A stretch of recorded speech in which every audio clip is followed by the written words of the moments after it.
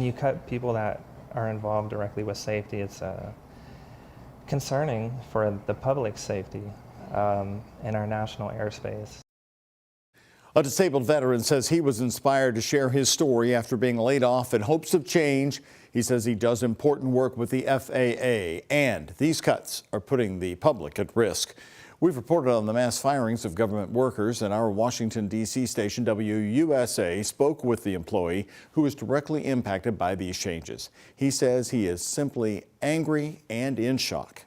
It was just kind of like a total surprise. Jason King says he still can't believe he's without a job. He received this letter of termination Friday and is just one of the thousands of people who has been laid off as the Trump administration continues mass firings to shrink the U.S. federal government. I was kind of under the impression that I would be protected.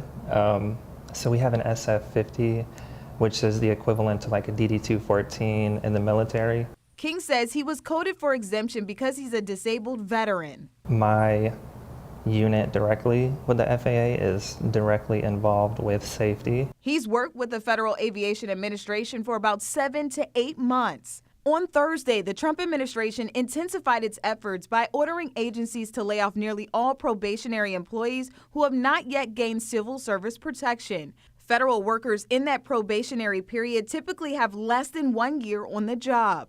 The workforce reduction is a campaign promise Mr. Trump made to shrink the size of the federal government and reduce the federal deficit. It just really makes me worry that they're cutting very essential people.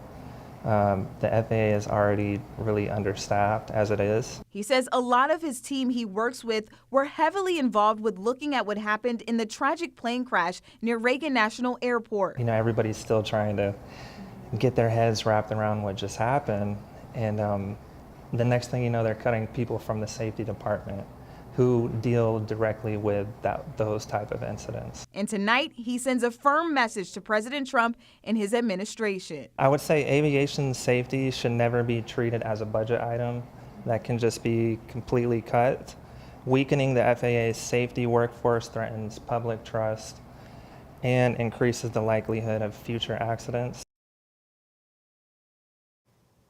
There are more agencies that are expected to follow suit. King said during his last day of work there was a list of 500 workers who are being considered to be cut in that office alone.